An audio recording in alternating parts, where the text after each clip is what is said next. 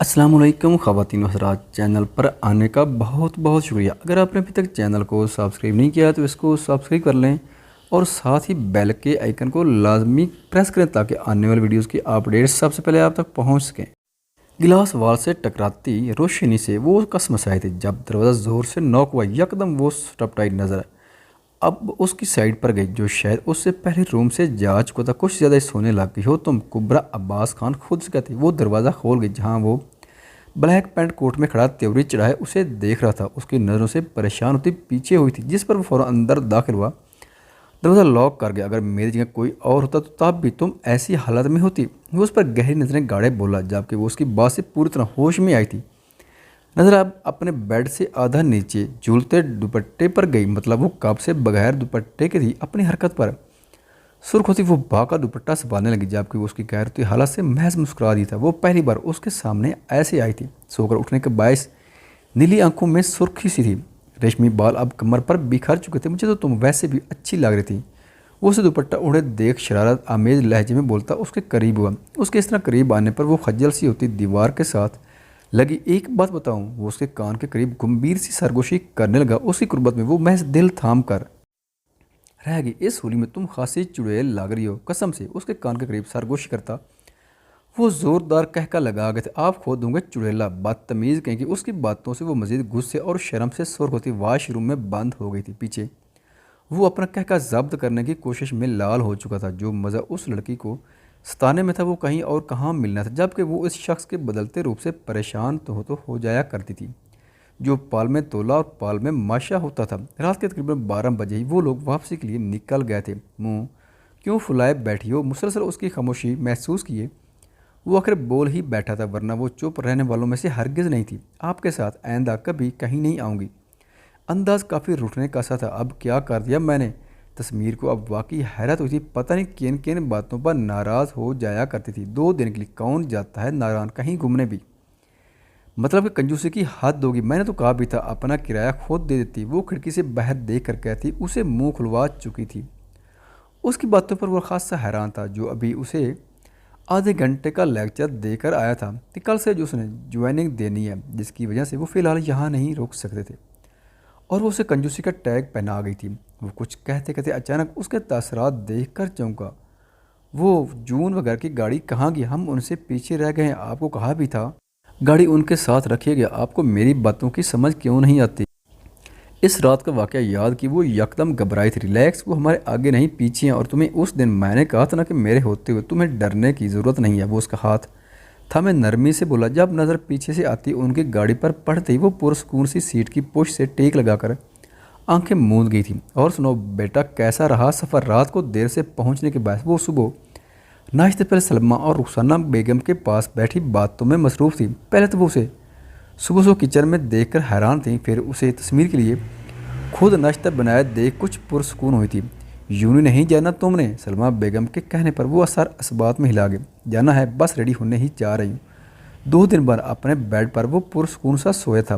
गैर इरादे तौर पर हाथ अब अपने साथ पड़े तकियों पर गया जिनके बराबर में जगह खाली महसूस हुई। कहाँ चली गई है ये सुबह सुबह। अब पूरी आंखें खोले वो खुद उठ गया था। वो रूम में आई। वो उसे कमरे में मौजूद ना पाकर वाशरूम की तरफ देखने लगी जहाँ से पानी की आवाज़ से वो जान गई थी वो वाशरूम में आए। आजकल वो उसे ज़्यादा ही तंग करने लगा था। वो सोचकर अलमारी की तरफ बढ़ गई। कुछ लम्हों बाद वो अपने वकीलों वाले सूट की ड्रेस पैंट पर बगैर शर्ट के बाहर निकला जहाँ वो अलमारी में मुँह दिए न जाने क्या ढूंढ रही थी। शरारत भरी आंखें लिए वो उसकी तरफ बढ़ा। अपने पीछे से उसके हाथ अपने हाथों से थोड़ा ऊपर दिखती वो मुड़ी थी कि वो उसके ऐन पीछे शर्ट लेस खड़ा था। उसे ऐसे देखती वो बुरी तरह स्टपटाई। जो उस पर नज़र डाले बगैर रही उसकी सारी सारी हरकतें नोट कर रहा था। मुस्कुराहट बुरी तरह जब्त की। वो उसके ऊपर से हाथ किया। अलमारी में कुछ ढूंढ रहा था कि कुबरा उसे अपने नज़दीक देखकर दांत पीसकर उसे देख रही थी जो काफ़ी देर उसी पोजीशन में खड़ा उसकी जान सूली पर लटकाए हुए था। जब वो अलमारी से कुछ भी लिए बगैर मुस्कुराहट दबाए पीछे हुआ उसकी हरकत पर वो कुर्ती जल्दी से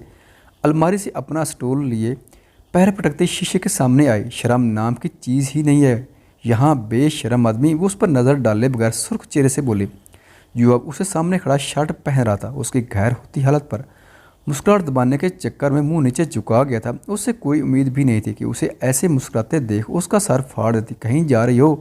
वो अब मुस्कुराहट ज़ब्त के उसे हिजाब करता देख रहा था। आपको इतना मज़ा क्यों आता है मुझे तंग करके? वैसे तो आप हर वक्त खड़ूस बने रहते हैं, लेकिन मेरे सामने आते ही आपके अंदर मौजूद शैतान जाग जाता है। वो उसकी गहरी नज़रें खुद पर महसूस की। लड़ाका औरतों की तरह दोनों हाथ कमर पर बांधे आज उससे दो दो हाथ करने को तैयार थे। शुक्र बनाओ कि बस छेड़ता ही हूँ, हक तो इससे ज़्यादा का रखता हूँ। वो उसे ड्रेसिंग से लगाए, अब दोनों हाथ ड्रेसिंग के किनारे पर टिकाए। बोला, मुझे यूं नहीं जानना है, लेट हो जाऊंगी। वो कहा उसकी इन हरकतों के सामने मज़ीद टिकने वाली थी। बस ख़त्म हो गई सारी एक्टरी हूँ डर पोक नफ़ी में। सर हिलाता, कान की लौ मसले उसकी बदलती टोन पर बामुश्किल कह कह के गिला ढूंढता। उसे आग लगा गया था। बेशर्म आदमी उसे धक्का देती वो अब सीधा बाहर की तरफ भागी थी। भागे लड़की वो सर झटकर खुद पर आखिर तनकीदी नज़र डालने लगा। हम इतने हैंडसम वकील कौन सा केस लड़ने जा रहे हैं, कहीं ऐसा ना हो वो आप पर ही केस कर दे कि इतने हैंडसम मैन कि कोर्ट में अलाउड नहीं है। रूहान उसे देखते ही शौकिया लहजे में कहने लगा, बहुत शुक्रिया इस लड़कियों वाली तारीफ़ का। घूर कर कहता वो नाश्ते में मसरूफ़ हो गया। ये हमारा को क्या चेंज हो गया है? पहला नवाला लेते ही वो सलमा बेगम से मुखातिब हुआ था। हमारा नहीं, सिर्फ आपका। वो मुस्कुरा कर कहती साथ बैठी कुबरा की तरफ इशारा कर गई, जो कब से उसकी सुबह वाली हरकतों पर मुंह फुलाए बैठी थी। जब भी मैं कहूँ जैका कुछ अपना अपना सा लग रहा है। तस्मीर उसके कान के करीब सरगोशी करना नहीं भूला था। जहर ना मिला दो अपने इस जैके में, जालिम बीवी शरारत से कहता। वो उठ खड़ा हुआ था।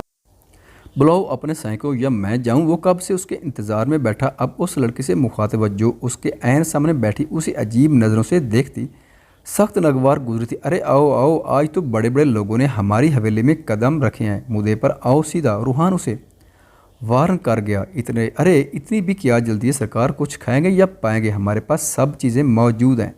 वो खबासा से कहने लगा, जबकि रूहान उसका इशारा समझ गया था। क्या चाहते हो तुम? अख्तर खान, हाँ ये हुई ना बात। चलो सुनो तो बात कुछ ऐसी है, तुम अपने भाई से कहो कि हमारी ज़मीन वापस कर दे, नहीं तो। वो बात बीच में ही उच्चा गया था। नहीं तो क्या? रूहान गुर्राया। नहीं तो मैं ये वीडियो तुम्हारे भाई को दिखा दूंगा, और सोचो तुम्हारे दादा को जब पता चलेगा कि उनका पोता ये हरकतें करता फिर रहा है तो वो क्या सोचेगा बताओ।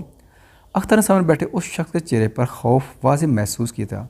हरगिज़ भाई से नहीं कहूँगा वो अपनी ज़मीन तुम्हें दें, फिर चाहे तुम जो भी कर लो। वो मोबाइल की स्क्रीन को देखने लगा जहाँ वो रूहान किसी लड़की के साथ नशे में धुत सा एक रूम की तरफ जा रहा था। अच्छा तो तुम ऐसे नहीं मानोगे। देख रूहान कर अपने भाई से जितनी जल्दी हो उसके मुझे मेरी ज़मीन दिलवार कर दे, नहीं तो मैं। बोलते बोलते वो रुका। रूहान को उसकी आंखों में एकदम खब्बासा सी नज़र। नहीं तो क्या? वो उसे चुप लगने पर पूछने लगा, कितनी बहनें हैं तेरी?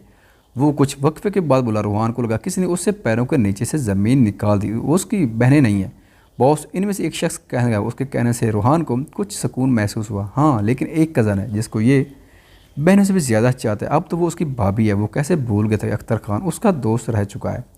वो कैसे उसे या उसके घर वालों को नहीं जानता होगा, तो फिर अपनी भाभी का सुना कैसी है? वो अभी बोल ही रहा था जब एक ज़ोरदार मुक्का रूहान ने उसके जिबड़े पर रसीद किया था। बकवास बंद, मैं जान ले लूँगा तेरी। वो उसकी दुखती रब दबा गया था। जब भी कोई बात बहनों पर आती थी उसके सामने हमेशा कुबरा का चेहरा लहरा जाता था, जिसकी वजह से वो बहुत दफ़ा गलत कामों से खुद को रोक लेता था। अगर तू चाहता है कि मैं तेरी इस भाभी को कुछ करूँ तो जा अपने भाई से कह के मेरी ज़मीन मुझे वापस दे दे। खबरदार जो अब अपनी इस गली ज़बान से उसका नाम भी लिया, मेरे भाई को पता चला तो काट कर रख देगा तुझे। वो उसका काला झटके से छुड़ता बाहर की तरफ तेज तेज कदम बढ़ा गया। बहुत हवाओं में उछल रहे हैं ये साईं। साथ बैठी लड़की हैरान से बोले, कोई बात नहीं, मुझे भी पर काटने आते हैं। वो हंकार कर रह गया। आप क्यों आ रहे हैं? वो उसे भी साथ रहता देख अबरू उचका गई। अच्छा थोड़ी लगता है मेरी बीवी शादी के बाद पहली बार कॉलेज जाए और मैं उसे दरवाजे पर ही छोड़ दूँ? तस्मीर मुस्कुरा कर बोला, सीधा जवाब मिल सकता है। वो कुताई थी। हाँ तो जहर है, मुझे अपना ही काम होगा जब भी जा रहा हूँ। मैंने सोचा एक बार यहाँ से हो लूँ, फिर पता नहीं मौका मिले ना मिले। वो संजीदा सा कहने लगा, अपना काम कीजिएगा और फ़ौरन निकल जाना, किसी से फजूल में लड़ने की ज़रूरत नहीं है। पिछली बार का वाक़या याद करती उसे समझने लगी। हम उसके महज सर हिलाने से कुबरा को अंदाज़ा हो गया था वो उसकी सोच कहाँ रहा था। कॉलेज में इंटर होते ही वो लड़कियों की नज़रों का मरकज़ बना हुआ था। कुबरा जो खुद भी महरून सूट पर महरून ही हिजाब किए थी अपनी खूबसूरत से, वो भी किसी से काम नहीं थे, लेकिन फिर भी लड़कियों को उसे एक टेक देखते वो बुरा सा मुंह बनाकर रह गई। मैं अपनी डेट शीट लेने जा रही हूँ, जब तक आप यहाँ मुझे कोई हंगामा नहीं चाहिए। वो ज़्यादा जाते उसे वार करने वो मुड़ी। अब अपनी तरफ उसकी तवज्जो ना पाकर वो उसे बाजू पर अपना नाखून खासे गाड़े गई थी। सुन रहे हैं? आह जी बेबी, आप ही की सुन रहा हूँ, नहीं करता लड़ाई, अब आप जाएं। कहीं ऐसा ना हो मैं अपना रिवेंज यहीं ले लूँ। वो दांत पीस कर कहता, उसे अपनी शर्ट पर मजबूती से गड़े नाखूनों की तरफ इशारा कर गया कि उसके जुमले से वो इस गंभीर सूरत हाल में भी खुद से धुआं निकलता महसूस कर रही थी। ओए होए देखो तो सही, आज कौन आया है। रेहान, जो कल से ही कॉलेज फिर से आना स्टार्ट हुआ था, उसे देखते ही बदले की आग भड़कने लगी थी।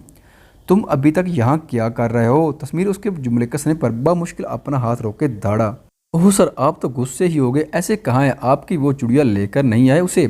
बकवास बंद, एक लफ्ज़ और नहीं, वरना मैं वो हशर हूँ कि तुमने कभी सोचा भी नहीं होगा। तस्मीर उसे उंगली के इशारे से वार्न कर गया। अगर कुबरा की बात उसने ना सुनी तो वो अब तक उसका मुंह तोड़ चुका होता। हाँ हाँ, ये सब एक्टिंग तो आपकी मेरे तक ही चलती है ना सर जी। अपनी बीवी से तो आप थप। वो अभी बोल ही रहा था। चटाक की आवाज़ से तस्मीर उसकी तरफ मुतवज्जा। वो उसके आगे खड़ी रेहान पर हाथ उठा चुकी थी। अब एक लफ्ज़ और नहीं सुनूंगी मैं अपने श्योर के खिलाफ। हाँ, मारा था मैंने उसने उन्हें थप्पड़, क्योंकि जब मैं उन्हें जानती नहीं थी, लेकिन अब मैं जान गया उन्हें भी और तुम्हें भी। उस दिन उनको थप्पड़ तो मैंने गलत फहमी में मारा था, लेकिन आज तुम्हारे लिए सबक ज़रूरी था जो मैंने पूरे होश में तुम्हें दिया। ये जैसे भी हैं तुमसे बहुत बेहतर हैं। गलती ना होने के बावजूद वो मुझसे कुछ कहे बगैर मेरी दोस्त के मुजरिम को पुलिस के हवाले करके, जानते हो क्यों? क्योंकि ये आगा जान का खून है। औरतों की इज्जत करना जानते हैं। वो एक एक लफ्ज़ चबा चबा कर कहती। आखिर में उसका हाथ थाम गई। तस्मीर, जो पहले ही उसकी बातों से शुशदा था, अब अपने हाथ पर उसकी गिरफ्त महसूस किए हैरान रह गया। ये सिर्फ खेल रहा है तुम्हारे साथ, पूछो उसे। उसने तुमसे शादी भी तुम्हें छोड़ने के लिए किया है। ये तबाह कर देगा तुम्हें। वो हंसता, क्या हो रहा है यहाँ? उनके कुछ कहने से पहले मेम रश देखती उस तरफ आई थी। ये स्टूडेंट यहाँ क्या कर रहा है? मैंने आपसे कहा था ना उसे खारिज कर दें। तो इतनी लापरवाही कैसे बरत सकते हैं? वो उनकी तरफ मुंह की, अब सख्ती से गोया। सॉरी सर, वो उसका एडमिशन गुल खान साहब ने करवाया था, इसलिए मैंने उन्हें परमिशन दे दी। वो घबरा कर बोली, मैं उसे फिर यहाँ ना देखूँ। वो उन्हें वार्न करता कुबरा का हाथ हमें बहर की तरफ कदम बढ़ा गया। उस वक्त वहाँ मौजूद हर शख्स उन्हें मोहब्बत और हसरत से देख रहा था, सिवाय उस शख्स के। कसम खा कर कहता हूँ तुम दोनों के इसी गरूर को तोड़ूंगा। वो अपने अंदर की आग में सुलग कर कहता, मेम के ऑफिस की तरफ बढ़ा। आज तो मुझे यकीन हो गया कि तुम नीली नहीं बल्कि जंगली बिल्ली हो। उसे देखकर अपना हाथ आगे किए वो शरारा से कहने लगा, जहाँ अब उसके नाखूनों के निशान वाजे थे, जबकि वो मुंह बसोर कर अब गाड़ी में बैठ गई थी। जो भी था वो उसे हमेशा अपने अलग ही रूप से हैरान कर दिया करती थी। ख़वातीनो हज़रात, वीडियो देखने का शुक्रिया। अगर वीडियो पसंद आए तो चैनल को सब्सक्राइब करें और साथ ही बेल के आइकन को लाजमी प्रेस करें ताकि आपको आने वाली वीडियोज़ के अपडेट सबसे पहले मिल सकें। खुदा हाफिज़।